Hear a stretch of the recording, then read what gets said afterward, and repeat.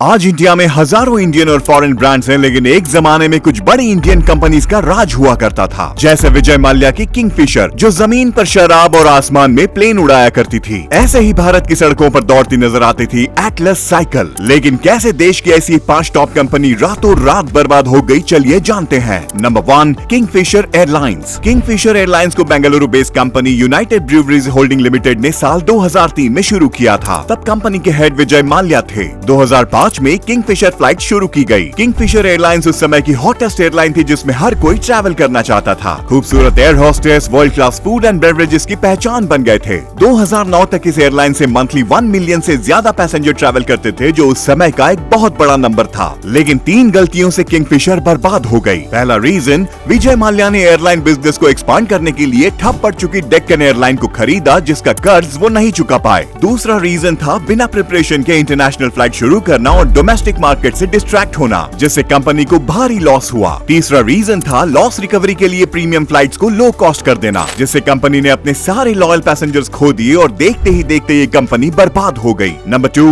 Atlas cycle. Atlas cycle कभी भारतीयों की पहली पसंद हुआ करती थी, पर आज ये कंपनी बर्बाद हो चुकी है। इसके बंद होने का सबसे बड़ा कारण था फैमिली डिस्प्यूट। एटलस कंपनी के फाउंडर थे जानकी दास कपूर, जिनके निधन के बाद उनके तीनों बेटों ने बिजनेस संभाला। शुरुआत में सब ठीक था, लेकिन साल 2000 में तीनों भाइयों में झगड़ा शुरू हो गया, जिसके बाद ये कंपनी 3 हिस्सों में बट गई। इसके अलावा मार्केट में न्यू साइकिल ब्रांड्स और मोटरसाइकिल की बढ़ती पॉपुलैरिटी भी कंपनी को ले डूबी, जिसकी वजह से कंपनी बंद हो गई। Number 3, Snapdeal. अमेज़न और फ्लिपकार्ट इंडिया में अरबों का बिजनेस करते हैं, लेकिन इंडियन मार्केट में एक और ई-कॉमर्स वेबसाइट हुआ करती थी, स्नैपडील, जिसे साल 2010 में कुणाल बहल और रोहित बंसल ने शुरू किया था। पहले स्नैपडील डेली डील्स के लिए इस्तेमाल होता था, लेकिन ऑनलाइन मार्केट बढ़ता देख इसे ई-कॉमर्स प्लेटफॉर्म में बदल दिया गया। कंपनी के साथ एक इशू ये भी था कि उसकी यूनिक आइडेंटिटी नहीं थी। जैसे फ्लिपकार्ट खुद को लो कॉस्ट ई-कॉमर्स साइट कहता है, अमेज़न ने variety of product plus fastest delivery पर फोकस किया, लेकिन स्नैपडील पर ऐसा कुछ देखने को नहीं मिला। वहीं कंपनी के ब्रांड एम्बेसडर आमिर खान ने जब देश को लेकर एक कंट्रोवर्शियल स्टेटमेंट दिया, तो इससे स्नैपडील पर भी असर पड़ा। कंपनी के ओनर्स ने एडवर्टीजमेंट पर पैसा तो बहाया, लेकिन कमाई के बारे में नहीं सोचा, जिससे ये लॉस मेकिंग ब्रांड बन गया और आखिर में इसे बंद करना पड़ा। Number 4, Reliance communication. Reliance communication अब इंडियन मार्केट के लिए हिस्ट्री बन चुकी है, जिसे धीरू भाई अंबानी ने अपने बड़े बेटे मुकेश अंबानी के साथ मिलकर शुरू किया था। तब इसका नाम रिलायंस इन्फो था, लेकिन पिता के निधन के बाद जब बिजनेस का बंटवारा हुआ, तो ये कंपनी अनिल अंबानी के हिस्से आई। तब इसका नाम रिलायंस कम्युनिकेशन कर दिया गया। अनिल अंबानी जानते थे कि कम्युनिकेशन सेक्टर अब तेजी से बूम करने वाला है, लेकिन वो तब टेलीकॉम इंडस्ट्री को ढंग से समझ नहीं पाए थे और कुछ गलत फैसले ले बैठे, जैसे बिजनेस को एक्सपांड करने के लिए 20,000 करोड़ के कर्ज में डूबी एयरसेल को खरीदना